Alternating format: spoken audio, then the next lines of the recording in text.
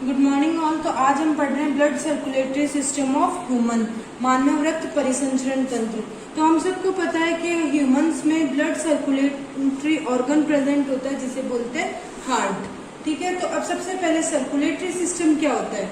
ऐसा सिस्टम जिसमें ब्लड द्वारा पूरी बॉडी में न्यूट्रिएंट्स जैसे अमीनो एसिड्स, इलेक्ट्रोलाइट्स, ऑक्सीजन और हार्मोन्स एक्सेट्रा सप्लाई किए जाते हैं या फिर प्रोवाइड किए जाते हैं। अब ये हार्मोन्स, ऑक्सीजन, न्यूट्रिएंट्स हमारी बॉडी के लिए बहुत ही ज्यादा इम्पोर्टेंट है, क्योंकि ये हार्मोन्स ऐसे हार्मोन्स होते हैं जो हमें किसी भी डिजीज के लिए लड़ने में, एंटीबॉडी के निर्माण में आदि में सहायक होते हैं। ठीक है, अब ब्लड का सर्कुलेशन हमारी पूरी बॉडी में different arteries, ducts, blood vessels, veins के थ्रू होता है। ठीक है, सर्कुलेटरी सिस्टम को कार्डियोवैस्कुलर सिस्टम और वैस्कुलर सिस्टम भी कहा जाता है। अब सबसे पहले सर्कुलेटरी सिस्टम दो टाइप का होता है, ओपन सर्कुलेटरी सिस्टम और क्लोज सर्कुलेटरी सिस्टम। अब ओपन सर्कुलेटरी सिस्टम में क्या होता है, इसमें किसी भी प्रकार की कोई स्पेशल डक्ट प्रेजेंट नहीं होती जिसके थ्रू ब्लड पूरी बॉडी में सप्लाई हो। इसमें ब्लड का सर्कुलेशन सेल्स और टिश्यू के मध्य होता है। तो इस प्रकार के सर्कुलेटरी सिस्टम को बोलते हैं ओपन सर्कुलेटरी सिस्टम। अब है close circulatory system. Close circulatory system में क्या होता है, स्पेशल डक्ट्स प्रेजेंट होती है जिनके थ्रू होकर पूरे ब्लड पूरी बॉडी में सप्लाई होता है ना। तो अब ओपन सर्कुलेटरी सिस्टम का एग्जाम्पल क्या है, ये किसमें प्रेजेंट होता है? इंसेक्ट्स में और मोलस्क्स में। ठीक है, अब क्लोज टाइप का सर्कुलेटरी सिस्टम है। क्लोज टाइप का सर्कुलेटरी सिस्टम किसमें प्रेजेंट होता है? ह्यूमंस में और रैबिट में।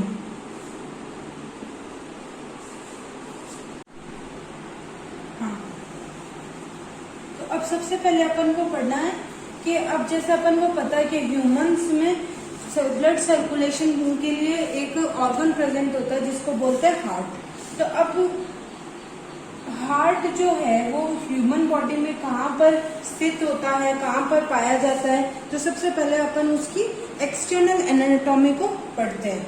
तो अब जो ह्यूमन हार्ट है वो अपनी बॉडी में दोनों लंग्स के बीच में एक कैविटी प्रेजेंट होती है जिसे बोलते हैं thoracic cavity. Thoracic cavity, human heart दोनों लंग्स के बीच थोरेसिक कैविटी के अंदर प्रेजेंट होता है और थोड़ा सा लेफ्ट की तरफ खिसका हुआ होता है। ठीक है, अब हार्ट के चारों ओर डबल लेयर्ड एक आवरण प्रेजेंट होता है या फिर डबल लेयर्ड वॉल प्रेजेंट होती है। इसको बोलते हैं पेरिकार्डियल वॉल।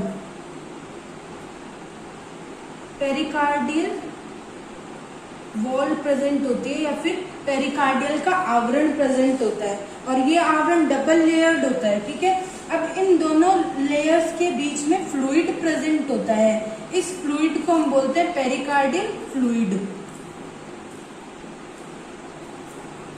Pericardial fluid. ठीक है, अब ये पेरिकार्डियल फ्लूइड क्या होता है, जब भी हार्ट बीट करता है मतलब कि उसमें कॉन्ट्रैक्शन भी होता है, रिलैक्सेशन भी होता है, मतलब संकुचन भी होता है, वो अपनी सामान्य स्थिति में भी आता है। तो जब ये संकुचन और ये सामान्य की जो स्थिति बनती है उस वक्त टिश्यू और हार्ट के बीच में कोई भी टकराव या फिर फ्रिक्शन के कारण हार्ट को कोई भी हानि नहीं पहुंचे, ये फ्लूइड उस काम आता है। ये फ्लूइड उस टकराव को कम करता है। अब आती है हार्ट की इंटरनल एनाटॉमी। ठीक है, अब हार्ट के अपन अगर इंटरनल एनाटॉमी को पढ़ते हैं तो हार्ट में क्या होता है, हार्ट 3 लेयर्ड ऑर्गन है, 3 लेयर्स प्रेजेंट होती है। तो सबसे जो बाहर की सबसे आउटर जो होती है, आउटर लेयर, सबसे आउटर लेयर जो होती है ये फिब्रस लेयर होती है, मतलब फाइबर की बनी हुई होती है, फिब्रस लेयर होती है। इसको बोलते हैं एपिकार्डियम। एपिकार्डियम। ठीक है, फिर मिडल लेयर होती है मस्कुलर लेयर होती है, मिडल लेयर मस्कुलर होती है, मतलब पेशी युक्त होती है, मस्कुलर लेयर होती है, इसको बोलते हैं मायोकार्डियम। ठीक है। अब सबसे आउटर मोस्ट जो लेयर होती है, आउटर मोस्ट जो लेयर होती है ये टिश्यूज की बनी हुई होती है, टिश्यूज की बनी हुई होती है, इसको बोलते हैं एपिकार्डियम, सॉरी एंडोकार्डियम।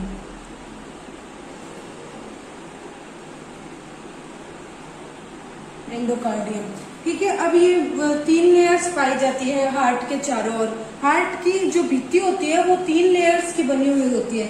सबसे बाहर की और जो भित्ति होती है उसको बोलते हैं एपिकार्डियम। जो मिडल बीच की जो भित्ति होती है वो मस्कुलर होती है, पेशीयुक्त होती है, उसे बोलते हैं मायोकार्डियम। और सबसे जो बाहर की जो भित्ति होती है या सबसे बाहर की जो लेयर होती है, आउटर मोस्ट लेयर, ये टिश्यूज की बनी हुई होती है, इसको बोलते हैं एंडोकार्डियम। हाँ, तो ये अब हो गई हमारी हार्ट की एक्सटर्नल स्ट्रक्चर या फिर एक्सटर्नल एनाटॉमी या फिर बाह्य संरचना। तो अब अपन को पढ़ना है इंटरनल एनाटॉमी या फिर इंटरनल स्ट्रक्चर ऑफ हार्ट या फिर हृदय की आंतरिक संरचना। इंटरनल स्ट्रक्चर ऑफ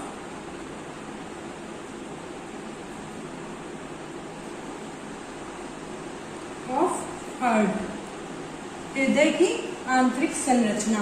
तो अब अपना जो हार्ट होता है ये 4 चैम्बर्ड होता है या फिर 4 कक्षों से मिलकर बना हुआ होता है। ये 4 कक्ष क्या होते हैं, ऊपर की तरफ जो है ना ये थिन लेयर्ड या फिर पतली भित्ति युक्त ऊपर की तरफ क्या होता है, ऊपर की तरफ थिन लेयर्ड होता है ये ऊपर की तरफ। 2 क्या पाए जाते हैं, ऑरिकल्स, इनको बोलते हैं ऑरिकल्स। आप लोग देखिए डायग्राम में मैंने बताया हुआ है, ये ऊपर की तरफ थिन लेयर्ड राइट ऑरिकल और ये लेफ्ट ऑरिकल। ऊपर की तरफ ऑरिकल्स प्रेजेंट होते हैं और नीचे की तरफ थिक वॉल्ड मतलब कि मोटी भित्ति युक्त वेंट्रिकल्स प्रेजेंट होते हैं। ये राइट वेंट्रिकल, ये लेफ्ट वेंट्रिकल। ठीक है। अब ऑरिकल और वेंट्रिकल, ऑरिकल और वेंट्रिकल के बीच में एक ग्रूव या फिर इन दोनों को सेपरेट या फिर अलग करने के लिए एक खांच प्रेजेंट होती है जिसे बोलते हैं ऑरिकुलो वेंट्रिकुलर सेप्टम या ऑरिकुलो वेंट्रिकुलर ग्रूव या फिर आलिंद निलय पट। ऑरिकल को हिंदी में बोलते हैं आलिंद, वेंट्रिकल को बोला जाता है निलय। ठीक है। तो अब इन दोनों के बीच में इन दोनों को अलग करने के लिए एक ग्रूव या फिर खांच प्रेजेंट होती है जिसे बोलते हैं ऑरिकुलो वेंट्रिकुलर सेप्टम या ऑरिकुलो वेंट्रिकुलर ग्रूव या फिर आलिंद निलय पट। ठीक है। अब ये राइट ऑरिकल और राइट वेंट्रिकल मिलकर क्या बनाते हैं, राइट हार्ट बनाते हैं। ऐसा माना जाता है कि राइट ऑरिकल और राइट वेंट्रिकल मिलकर राइट हार्ट का निर्माण करते हैं और लेफ्ट ऑरिकल और लेफ्ट वेंट्रिकल मिलकर लेफ्ट हार्ट का निर्माण करते हैं। अब हार्ट से बहुत सारी वेन्स निकलती है और यहाँ पर आकर मिलती भी है। अब जैसा कि अपन को पता है कि हार्ट भी एक मस्कुलर ऑर्गन है, तो ठीक है, इसमें भी है ना अपन को ब्लड की जरूरत होती है, इसकी सेल्स को भी, है ना। ठीक है। तो इसमें कई सारी है ना वेन्स आकर मिलती भी है और कई सारी वेन्स इसके थ्रू निकलती भी है। उन वेन्स के थ्रू इम्प्योर ब्लड तो हार्ट के अंदर आता है और लंग्स के थ्रू प्योर होकर हार्ट से वापस पूरी बॉडी में सप्लाई किया जाता है। तो अब ये इसकी ये जो सप्लाई कैसे होती है ये अपन इसके इंटरनल स्ट्रक्चर में पढ़ेंगे। अब इन दोनों जो ये दोनों हार्ट है, राइट और लेफ्ट हार्ट, इन दोनों वेंट्रिकल्स के बीच में एक वॉल प्रेजेंट होती है जो इन दोनों वेंट्रिकल को सेपरेट करती है। तो इन दोनों को सेपरेट करने वाली वॉल को हम बोलते हैं इंटरवेंट्रिकुलर सेप्टम। क्यों इनको वेंट्रिकुलर सेप्टम बोला जाता है, क्योंकि ये दोनों वेंट्रिकल्स, लेफ्ट वेंट्रिकल और राइट वेंट्रिकल को सेपरेट या अलग अलग करती है, तो इसको बोलते हैं इंटरवेंट्रिकुलर सेप्टम। ठीक है। तो अब राइट एट्रियम जो होता है ना ये पतली भित्ति, मतलब मैंने स्टार्टिंग में बताया था ये थिन वॉल्ड होता है। ठीक है। तो इसमें ब्लड क्या बॉडी के अलग अलग पार्ट से इम्प्योर ब्लड, इसमें बॉडी के अलग अलग पार्ट से इम्प्योर ब्लड एंटर करता है। ठीक है। इसमें इम्प्योर ब्लड एंटर करता है राइट ऑरिकल से राइट वेंट्रिकल में है ना, इम्प्योर ब्लड एंटर करता है। अब राइट वेंट्रिकल से ये इम्प्योर ब्लड, ये जब कॉन्ट्रैक्शन होगा राइट वेंट्रिकल में, तो ये पल्मोनरी वेन के थ्रू लंग्स में चला जाएगा प्योर होने के लिए। लंग्स में ये ब्लड प्योर होकर, ये राइट वेंट्रिकल क्या है कि इस डीऑक्सीजनेटेड ब्लड को या डीऑक्सीकृत ब्लड को या फिर इम्प्योर अशुद्ध रक्त को क्या करेगा, पुश करेगा और ना पल्मोनरी वेन्स में पुश करेगा, कॉन्ट्रैक्ट करेगा, तो वो ब्लड क्या है कि उसमें प्रवाहित होगा पल्मोनरी वेन में। और ये पल्मोनरी वेन जाकर किस में खुलती है, लंग्स में। लंग्स में यहाँ इस ब्लड का, ये जो इम्प्योर अशुद्ध ब्लड है, इसका ऑक्सीकरण होगा। ऑक्सीकरण होने से ये क्या हो जाएगा, ये प्योर ब्लड में चेंज हो जाएगा, ठीक है। यहाँ पर इसका ऑक्सीकरण हो जाएगा, ठीक है। अब जो ये ऑरिकल है, लेफ्ट ऑरिकल क्या है, ये भी थिन वॉल्ड चैम्बर है या फिर मतलब पतली भित्ति युक्त कक्ष है। तो इसमें क्या होगा, जिसमें अब इस लंग्स के थ्रू इसमें ना जो प्योर ब्लड है वो एंटर करेगा, ठीक है। अब प्योर ब्लड इसमें एंटर करेगा और फिर ये जो स्पेस है इसको अपन बोलते हैं ऑरिक्यूलो वेंट्रिकुलर ग्रूव या फिर आलिम नीलेपट के थ्रू इसमें लेफ्ट वेंट्रिकल में कॉन्ट्रैक्शन होगा। कॉन्ट्रैक्शन से ये लेफ्ट इससे ऑरिकल से लेफ्ट वेंट्रिकल में आ जाएगा ब्लड। लेफ्ट वेंट्रिकल में जब कॉन्ट्रैक्शन या संकुचन होगा तो ये अरोटा के, ये ब्लड, ये प्योर ब्लड जो लेफ्ट वेंट्रिकल में प्रेजेंट है, ये अरोटा के थ्रू पूरी बॉडी में सप्लाई हो जाएगा। अरोटा से बहुत सारी डिफरेंट वेन्स वगैरह निकलती है जिसके थ्रू ये जो ब्लड है प्योर ब्लड ये पूरी बॉडी में सप्लाई हो जाएगा।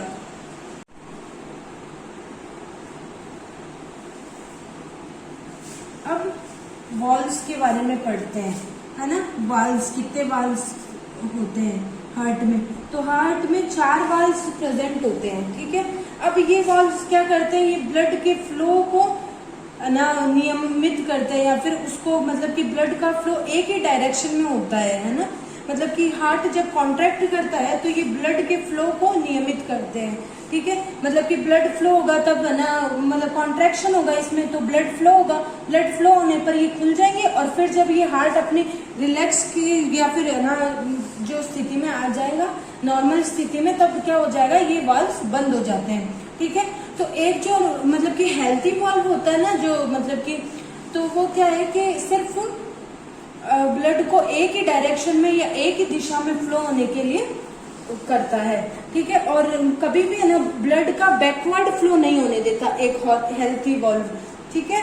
तो अब जो स्टेथोस्कोप होता है जो है ना, तो उसके थ्रू अपन इन वॉल्व्स की है ना बंद होने और है ना खुलने की आवाज को भी सुन सकते हैं, ठीक है। जब वाल्व्स खुलते हैं तो उसका फर्स्ट साउंड निकलता है, उसको बोलते हैं लब। और जब वाल्व्स बंद होते हैं वापस तो उसके ना सेकंड साउंड को हम सुनते हैं डब। तो ये लब और डब के साउंड बार बार चलते रहते हैं और इसको हम क्या बोलते हैं, हार्ट बीट। मतलब कि एक हार्ट का सिस्टोल और डायस्टोल। सिस्टोल वो स्थिति है जब हार्ट संकुचित होता है या कॉन्ट्रैक्ट होता है, और डायस्टोल वो स्थिति है जब वो अपने रिलैक्स की स्थिति में या फिर अपनी नॉर्मल स्थिति में आ जाता है। तो ये सिस्टोल और डायस्टोल का प्रक्रम जो है वो क्या कहलाता है, एक हार्ट बीट कहलाता है। तो अपना एक नॉर्मल हार्ट क्या है, 72 टाइम्स पर मिनट, मतलब 1 मिनट में 72 बार धड़कता है। मतलब ये वाल्व्स खुलने और बंद होने की स्थिति 1 मिनट में 72 बार होती है, ठीक है। अब आते हैं वॉल्व्स पे।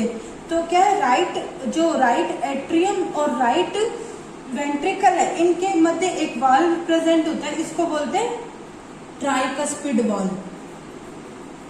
ट्राइकस्पिड वाल्व, ठीक है।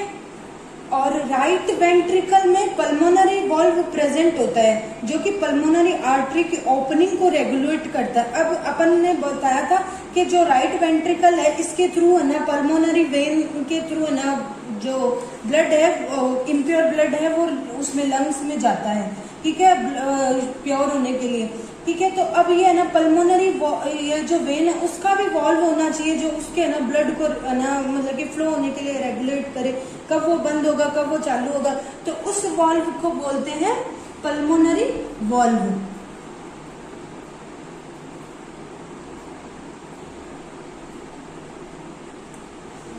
ठीक है, लेफ्ट एट्रियम और लेफ्ट वेंट्रिकल के मध्य, लेफ्ट एट्रियम लेफ्ट ऑरिकल और लेफ्ट वेंट्रिकल के मध्य भी एक वॉल्व प्रेजेंट होता है, इसको बोलते हैं माइट्रल वॉल्व।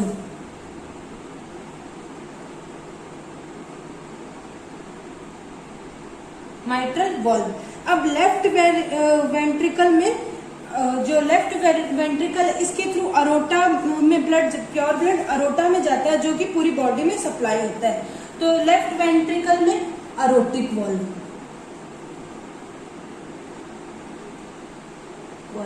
तो एक हार्ट में टोटल 4 वॉल्व प्रेजेंट होते हैं। ये लेफ्ट एट्रियम, राइट ऑरिकल से जो राइट वेंट्रिकल में ना ब्लड आएगा तो यहाँ पर एक वॉल्व प्रेजेंट होता है, इसको बोलते हैं ट्राइकस्पिड वॉल्व।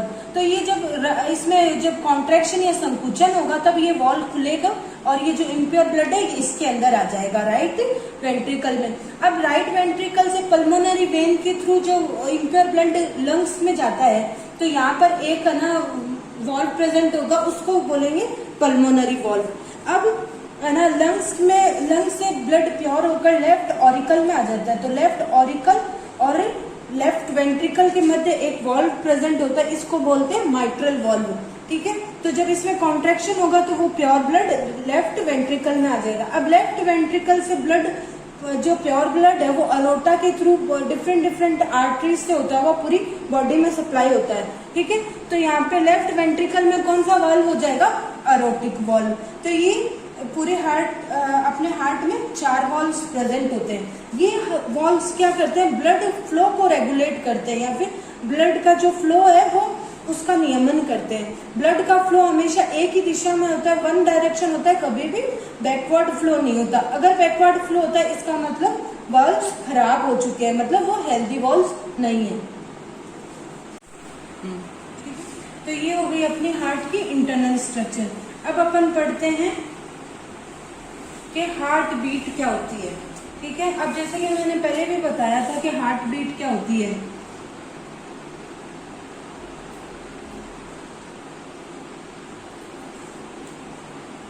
ठीक है, तो हार्ट बीट क्या होती है कि जो अपन को अपने जो वॉल्व्स है ये ब्लड फ्लो के दौरान खुलते और बंद होते हैं। ठीक है, तो ये जब खुलते हैं तो उनकी है ना मतलब कि आवाज अपन को स्टेथोस्कोप के थ्रू सुन सकते हैं। तो इनके खुलने और बंद होने की जो आवाज होती है उसको बोलते हैं हार्ट बीट। ठीक है, और अब जैसे कि अब मैंने बताया था 72 टाइम्स पर मिनट एक हार्ट बीट करता है, मतलब 1 मिनट में 72 बार अपना हार्ट बीट करता है, मतलब 1 मिनट में 72 बार अपने ये वॉल्व्स जो होते हैं ये खुलते हैं और बंद होते हैं। ठीक है, अब आता है कार्डियक साइकिल।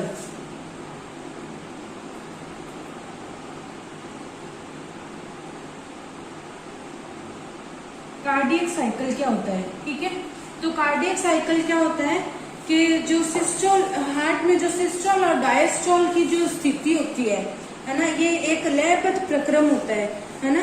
तो ये जो सिस्टम और सिस्टोल और डायस्टोल का जो लयबद्ध तरीके से होने की जो क्रिया है ना उसको क्या बोलते हैं? Cardiac cycle. अब सिस्टोल क्या होता है? सिस्टोल क्या होता है? सिस्टोल होता है कि जब अपने जो हार्ट में जो कॉन्ट्रैक्शन या फिर संकुचन की जो स्थिति होती है उसको बोलते हैं सिस्टोल। संकुचन होने पर ब्लड का क्या होता है? फ्लो होता है। ठीक है, तो ना जो संकुचन की जो स्थिति होती है उसको बोलते हैं सिस्टोल। और फिर डायस्टोल।